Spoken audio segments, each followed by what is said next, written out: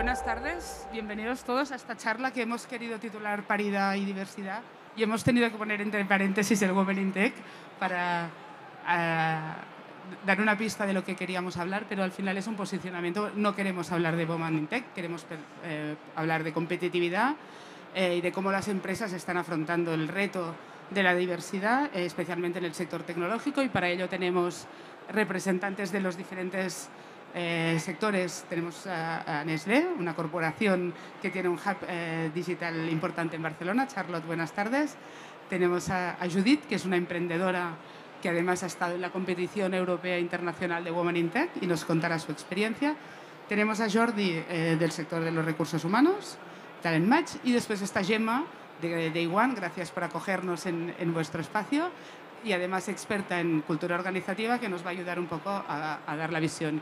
Yo os diría que para empezar me gustaría que Judith, que es la última ganadora de la mejor startup a nivel internacional en el concurso de Women in Tech en Europa y también en Dubái, la final mundial, sí, nos cuente un poco una frase para contarnos tu experiencia emprendedora, qué haces, y después hablamos de tu experiencia Women in Tech. Sí, muchas gracias. Bueno, yo soy Judith Camargo, soy emprendedora y tengo una empresa que fabrica materiales que son sensibles a la radiación y por lo tanto se pueden utilizar para protegernos del cáncer de piel y de la exposición solar. Respecto al Women in Tech, para mí la verdad es que la experiencia fue una pasada, muy emocionante. Pienso que los emprendedores que cada día trabajamos muy duro, estos reconocimientos son un chute, ¿no?, de energía, de alegría. Es cierto que la competición era solo de mujeres, es decir, yo gané el premio a la mejor startup tecnológica europea y mundial, pero la competición era solo de mujeres. Yo creo que lo más importante de este hecho es la visibilidad. Había muchísimas mujeres, pudimos hacer networking, hablamos entre nosotras. Lo normal sería que compitiéramos todos juntos, pero en cualquier caso sí que pienso que la parte de visibilidad es muy potente, porque entonces las mujeres jóvenes ven que se puede hacer, que se puede ganar y que estamos allí dirigiendo startups y levantando dinero, ¿no? Charlotte, desde un punto de vista de una gran corporación, al final Nestlé es la compañía más grande de alimentación del mundo. En Barcelona tenéis el hub digital y IT mundial y os habéis puesto como un objetivo de la compañía que este hub sea ejemplo de diversidad. Cuéntanos en qué momento en qué momento os dais cuenta de que es importante y cuándo lo integráis como un elemento diferencial de la compañía. Buenas tardes, Mar. Soy Charlotte y soy una Group Product Manager para Nestlé IT, aquí en Barcelona. Y tienes razón, Nestlé es una multinacional y estamos presentes en todos los países y la función TI es una función compartida y centralizada. Tenemos 7 ubicaciones en el mundo y Barcelona es una de estas ubicaciones, es la más grande para TI, para Nestlé. Tenemos casi 650 personas trabajando aquí. Sí, acércate más el micrófono. Sí. Nos contabas antes que de 650 personas que sois en el hub, tenéis un índice de mujeres muy por encima de la media del sector. Cuéntanos un poco cómo lo conseguís. Sí, aquí en Barcelona tenemos 35% de mujeres, que es mucho más que en la mayoría de las empresas de TI y también en posiciones de liderazgo. Lo que pensamos en Nestlé es que necesitamos tener proyectos y políticas para lograr este tipo de balance, que no somos a paridad, pero es el objetivo que tenemos. Y por eso tenemos iniciativas, digamos, externas a Nestlé y tenemos programas para ayudar a Women in Science y en las escuelas, pero también en nuestro campus, siempre para acercar las carreras STEM a las niñas. ¿En qué momento integráis este valor, el valor de la diversidad como un core de un negocio tecnológico? Bueno, diría, ha cambiado bastante los últimos 10 años, que no es un objetivo que puedes lograr así en 2 años, ¿no? Necesitas una compromisión de este objetivo y siempre tener las políticas, los role models para que funcionen. Jordi, bienvenido. Tú estás en el sector de los recursos humanos. Cuéntanos un poco los procesos que veis que están pidiendo las empresas, cómo ha cambiado y si realmente la necesidad de paridad se ve reflejada ya en las ofertas y en las demandas de las compañías. Lo primero, gracias por estar aquí. Nosotros somos Talent Match y en Talent Match básicamente lo que hacemos es ayudar a las empresas, ya no solo en selección, sino en todo lo que es la gestión del talento en una empresa, ¿no? Todo el ciclo de vida que tienen tanto candidatos como empleados en una compañía. Entonces, dentro de todos estos tipos de proyectos que gestionamos, la paridad es una de las problemáticas que hay en recursos humanos, ¿no? Esto es evidente. La sensación que tenemos es que las empresas son conscientes de este error, lo detectan rápido y dicen, vale, en mi empresa falta paridad y hemos de trabajarlo. Pero las soluciones habitualmente son pocas. Quiero decir, ¿no? La sensación es, vale, tengo el problema, lo que voy a hacer es que el próximo proceso de selección voy a intentar, que ya no voy a decir ni hacer, voy a intentar que sea una chica o que sea un chico, ¿no? Y esto es tremendo realmente, ¿no? Entonces, no se llega a la raíz del problema de por qué en mi empresa hay este problema. Es un tema de mercado, es un tema de sesgo en mi proceso de selección, es un tema de la política interna de mi empresa. No van a la raíz de esta problemática, ¿no? Entonces, eso es preocupante. Luego vemos empresas como Nestlé, que realmente es un placer, ¿no? ver estos ejemplos, pero en general hay una problemática importante en esto y no se están aplicando las medidas que se deberían aplicar, ¿no? Después hablamos de medidas concretas, pero ¿por qué no se dan cuenta? O sea, ¿por qué hay esta falta de conciencia? Yo creo que la conciencia igual está, lo que no está son las ganas de solucionarlo, ¿no? En la mayoría de los casos, que esto es tremendo. Entonces, cuando vemos este tipo de ejemplos, yo digo, ostras, necesitaríamos tener algún tipo de políticas o más que nada de, cuando tengo un problema de employer branding, lo intento solucionar, o clima laboral, lo intento solucionar. Pero un tema de paridad es como que queda en un segundo plazo muchas veces, ¿no? Y esto creo que es algo que es un tema de conciencia. Antes lo hablábamos, creo, con Gemma, de que tenemos que darle la importancia que merece tener paridad dentro de las empresas. Gemma, después te preguntaremos por el ecosistema tecnológico en específico, tu visión desde Day One de lo que está pasando en el sector a nivel de inversión y a nivel de consejos de administración de las startups, y necesitaremos media hora más para hablar del tema. Pero para empezar, cuéntanos un poco por qué es tan difícil, desde tu experiencia de cultura organizativa, ¿por qué es tan difícil cambiar inercias? Porque antes hablábamos cuando empezábamos, que no hemos ido directo al grano, hay un estudio de referencia de McKinsey que alertaba que las mujeres, las empresas que tienen mujeres en sus órganos de gobierno dan mejores resultados, y ese informe es del 2006. Han pasado pues 10 y muchos años y seguimos en el mismo sitio. Y ahora, la semana que viene es el Día de la Mujer, nos vamos a llenar de índices, de estudios, de datos, de alarmas, pero será el 9 de marzo y volveremos a estar igual como se empezó a ver, a visibilizar en el 2006 y no hemos avanzado. ¿Por qué cuesta tanto, Gemma? Bueno, dejadme que os lo explique muy fácil, porque llevamos muchos años, pero en realidad las grandes corporaciones, que son buenísimas y están donde están situadas, han sido lideradas por un perfil, por una tipología de perfil, ponen en valor unos indicadores de éxito gracias a los cuales han llegado donde están hoy. Por lo tanto, deben ser la bomba, ¿vale? Entonces esto no lo cuestionamos. ¿Por qué vamos a cambiar algo que funciona? Hay que tener mucha valentía para hacer esto. Entonces, el cambio de muchos años en empresas que están compitiendo, que le deben a sus accionistas, ¿no?, sus resultados, hacer cambios culturales, bueno, puede salir bien o puede no salir bien, pero no han habido hasta ahora, históricamente, hechos claros donde les dé una cierta seguridad.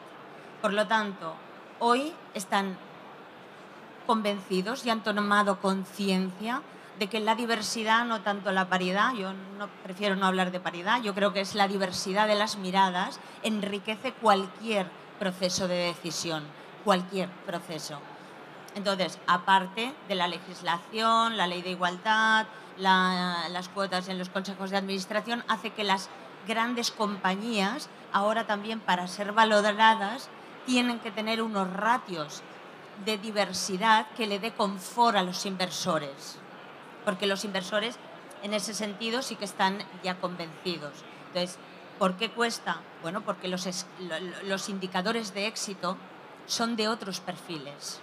Entonces, ese cambio es difícil. Y es difícil porque han ido seleccionando y han ido promoviendo perfiles que les han llevado al éxito. Y esos perfiles tienen unos skills que son más masculinos que femeninos. Entonces, no solo se trata de introducir mujeres, sino de introducir hombres con unos skills femeninos más amplios de los que son ahora. Yo no hablo tanto de mujeres o hombres, yo hablo de personas, de directivos que tengan un mix de skills femeninos y masculinos, que para nuestra comprensión siempre los hemos separado para entendernos, ¿no? El lado izquierdo, el lado derecho, ¿no? Estas son maneras de hablar para que todos nos entendamos. Pero qué mejor que un hombre o una mujer con una buena combinación de skills. Le preguntaría a Jordi, desde el punto de vista del recruiter, ¿cómo lo traducimos en KPIs o en indicadores? Para no hablar de paridad o de diversidad, que en un equipo tiene que haber 50% de hombres y de mujeres, ¿qué etiqueta le ponemos para garantizar estos valores, ¿no? Que sean hombres o seas mujeres, estén presentes, otra forma de hacer las cosas de forma paritaria? Yo creo que esa es la clave, ¿no? Es decir, independientemente de si son hombres o mujeres, lo que buscamos es una soft skill o una hard skill. En el contexto en el que estamos, que es un contexto tecnológico, es verdad que las empresas priman mucho la hard skill, ¿no? Y hay veces como que la soft skill la dejan en un segundo plano, porque al final, al haber escasez de perfiles, lo que buscan es que tenga la hard, porque no se pueden permitir el lujo a veces de incluso valorar la soft, porque dices, si tiene la hard, ya puedo estar contento, ¿no? Entonces, lo importante es que dentro de los equipos, y los equipos de trabajo y sobre todo los equipos de dirección, apuesten por esa diversidad independientemente de si eres un hombre o una mujer, sino de la skill que aportas. Y me gustaría matizar, hablamos de soft y de hard, que ya estamos ahí rozando el significado de las palabras, pero el soft es lo que mueve la patata, el corazón. Y las compañías, nos cansamos de decir que son las personas. Por lo tanto, si son las personas, esas skills, las buenas realmente, son las que te hacen mover las emociones. Y hay que profundizar en ellas. O sea, no las dejemos como unas o las otras. Es que las personas se mueven, el corazón se mueve por ahí. Hablábamos antes de que no somos una minoría, no va de minorías, va del 50% de la población, pero que seguimos necesitando grupos para darnos visibilidad. Judith, tú después de ganar el Women in Tech en Dubái, estás participando también en una iniciativa de una comisaria europea para impulsar la creación de startups por mujeres. Cuéntanos un poco qué retos os habéis planteado y cómo vais a... Creo que presentáis la iniciativa la semana que viene. Sí, presentamos la iniciativa la semana que viene en Bruselas. Estáis todos invitados. Y... Estaremos muertos. Sí. Y bueno, básicamente la comisaria europea, después de ver los índices, lo que dices tú, que no cambia nada después del informe del 2006, lo que quiso hacer es montar una asociación europea de mujeres fundadoras centrada sobre todo en la parte científica, tecnológica, pero bueno, hay un poco de todo también, ¿no? Y el objetivo era hacer un poco un análisis y tomar acción. Entonces, el análisis, la conclusión a la que llegamos es que lo más difícil es que es muy difícil tener acceso al dinero. Las mujeres emprenden, les cuesta, pero después les cuesta muchísimo conseguir esta financiación. Después también la parte de educación, ¿no? En las escuelas, explicar, ¿no? Que la mujer puede ser emprendedora, que puede ser lo que quiera, puede ser ingeniera, puede ser química, pero también puede tener una empresa, puede ser empresaria, ¿no? Que eso también era muy importante. Y la última, que es un poco la facilidad, o sea, dar acceso a que todos tengamos las mismas oportunidades, porque lo que está pasando ahora, lo que se ve claramente es que las mujeres no tenemos las mismas oportunidades que los hombres a la hora de emprender. Esto es fuertísimo que estiguemos diciendo esto en 2023. Entonces, ¿cuáles son las acciones que os habéis planteado desde la organización esta nueva? Bueno, básicamente, sobre todo en networking, creemos que el soporte de las mujeres con las mujeres que ya estamos haciendo este proceso, pues que nos demos soporte, que nos pasemos los contactos. El segundo es conseguir que haya más venture capitals que inviertan en mujeres, hacer acciones para, digamos, que los que ya existen, a lo mejor aunque no sean de mujeres, se planteen invertir cada vez más en mujeres, ¿no? Por ejemplo, en este sentido, se está planteando una iniciativa del European Investment Bank de un poco sesgar la inversión hacia proyectos de mujeres. Pasamos a Gemma, que en estos años en Day One, CaixaBank lleva 16 años apoyando el emprendimiento en empresas tecnológicas, básicamente. Habéis visto proyectos de todo tipo y me gustaría que nos contaras un poco. Yo no me creo que a propósito ningún emprendedor se proponga no invertir en mujeres, pero la realidad es que, nos decía Judith, que cuesta muchísimo. Explícanos un poco cuál es la foto del sector y por qué se produce. A ver, aquí hay estudios que demuestran claramente que si tenemos una participación de mujeres del 17% en el total de fundadores de las startups, la proporción de inversión que va hacia esas startups es mucho menor. Esta es la primera pregunta que te haces, ¿no? Debe pasar algo, ¿vale? Entonces, yo creo que hay un sesgo, pero probablemente es un sesgo inconsciente. Es decir, al final, la toma de decisión de una inversión es verdad que va mucho con la idea, el equipo, los que os voy a contar, ¿no? A todos vosotros, pero al final todo el mundo quiere ver al equipo, quiere ver al fundador, quiere mirarle a los ojos o a la fundadora. Entonces, eso significa que hay una decisión que se toma desde la intuición, desde la afinidad que encuentro contigo cuando hablo. Entonces, yo creo que hay un sesgo inconsciente, es decir, al final todos buscamos afinidades y nos empatizamos con personas que son afines. Hay una primera forma de empatizar que es muy rápida, que es la apariencia, que es el sexo, que es, ¿no?, lo que un poco con lo que nos presentamos. Entonces, creo, y ahí hubo un informe, el de Diversity, que hicimos hace un par de años, y hubo otro de ESADE que decía claramente lo que estaba pasando, ¿no? Entonces, es verdad que quien toma la decisión son, en mayoría, muchos hombres. Y yo creo que el dinero busca buenas oportunidades, pero no hablemos del dinero como si no fueran personas. Los inversores o los fondos son personas. Con lo cual, si son hombres y no toman conciencia de ese sesgo inconsciente, no haces nada para neutralizarlo. Entonces, yo creo que tenemos que tomar conciencia, o tienen que tomar conciencia, pero informes del mundo inversor sobre ese gap que está ocurriendo, pensar que es en España hace 2 años, y hace 2 años, 3 años y 2 años el de SADE, que también lo pone de manifiesto, ¿no? Entonces, en la parte de las startups, como tal, las fundadoras se corresponde a un porcentaje exactamente igual que el porcentaje de las mujeres que están de media en las carreras técnicas. De media, porque las que son más de health y tal, o de bios, son más mujeres, las ingenieras matemáticas y tal, pues son muchísimas menos. De media estamos en el 17-20%. Eso es lo que estamos nosotros observando. El porcentaje de fundadoras de las startups está ahí. Entonces, para mí esto es proporcional. Podemos atacar porque solo son un 17%, pero hasta aquí no veo un gap. Donde sí que estoy viendo un gap, y sinceramente estoy un poco ocupada en ello. Cuando las startups levantáis capital, y normalmente en el pacto de socios hay que constituir el consejo, ¿no? O cogéis los advisors, curiosamente, la mayoría, por no decir la totalidad, son hombres. Claro, yo me pregunto, ¿de verdad? ¿De verdad que tenemos que coger advisors o consejos de administración todo hombres? Me sorprende. Decíamos que el informe McKinsey es del 2016. La ley en España obliga a los consejos de administración a tener paridad.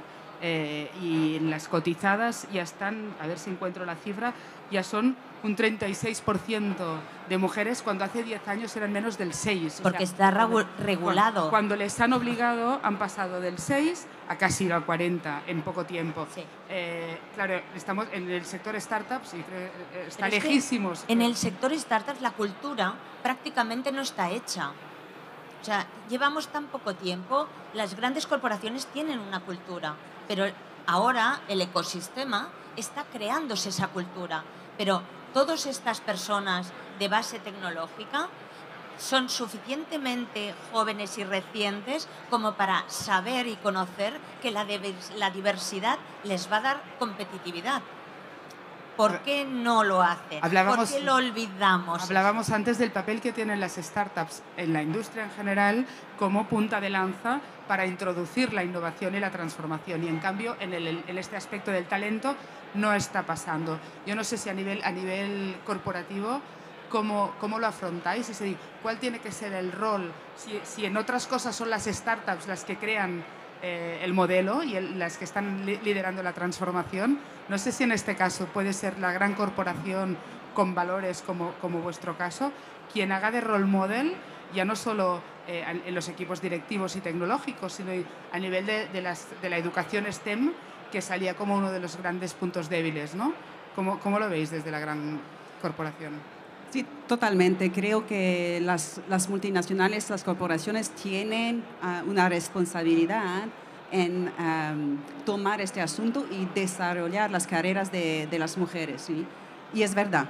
Por ejemplo, en mi compañía, en Nestlé, tenemos unos objetivos cifrados cada año para lograr este tipo y tener más talentos, pero lo que estamos siempre...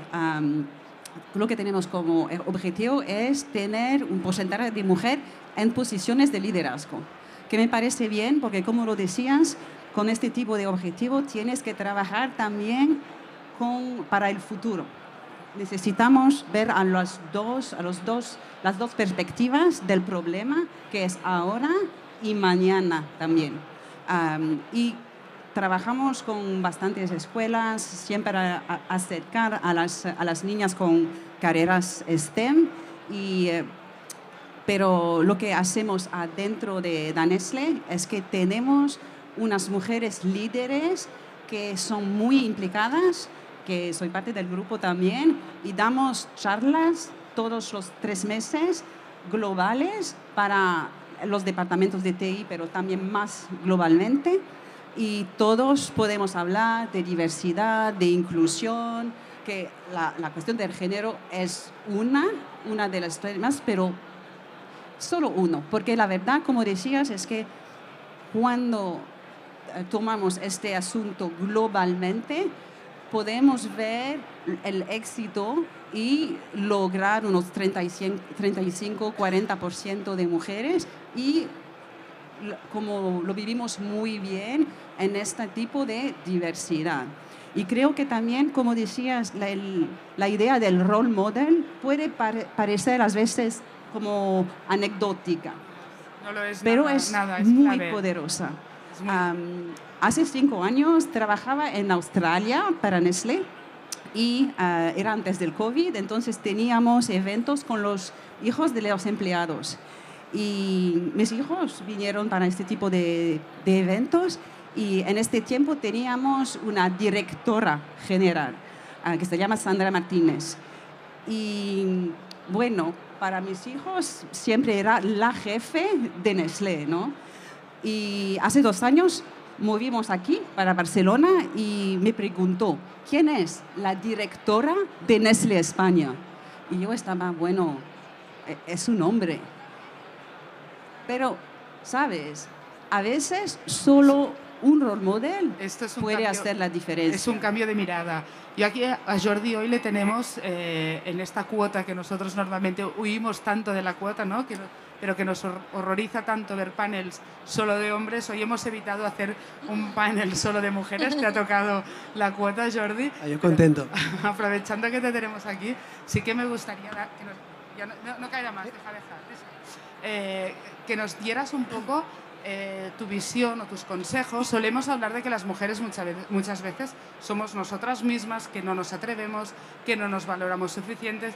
Intentamos ya superar este debate, pero como no lo hemos superado y seguimos en el 2006, dinos tú algún consejo, algunos tips, algunas recomendaciones de cómo visibilizar o de cómo ir rompiendo este gap. Yo creo que esto es importante y va muy a relación de lo que comentabais.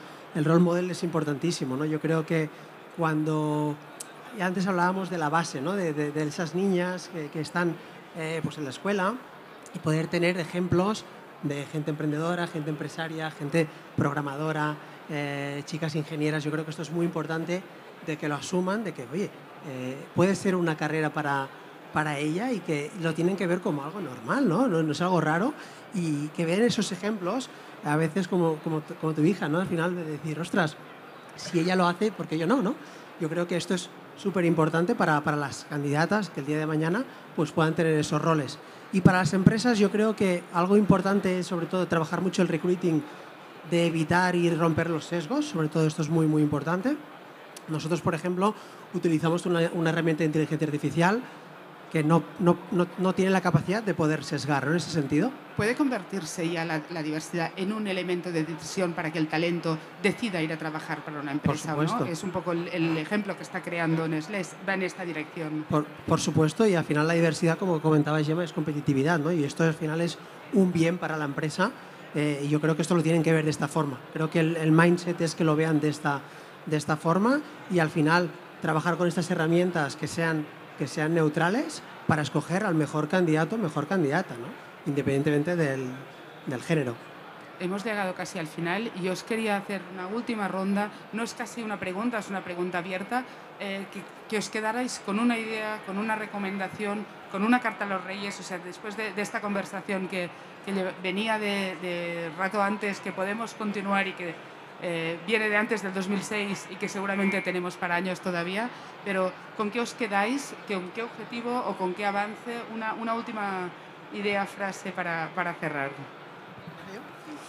Para mí yo creo que la base es algo muy importante de trabajar, la base desde el principio, atacar el problema desde la raíz, y segundo, tomar conciencia, ¿no? Como hemos estado hablando yo creo que durante todo este rato, que es muy importante que tomemos todos conciencia de esa importancia de la diversidad en las empresas.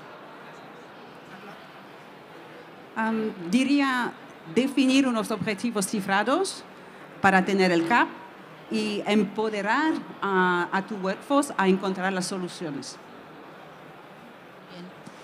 Bien. Yo me quedaría con el hecho de que los role models son muy importantes y la educación también, no solo a nivel de las niñas, sino, por ejemplo, investigadoras, ¿no? Centros de investigación que se atrevan, que las investigadoras también pueden ser emprendedoras si quieren, ¿no?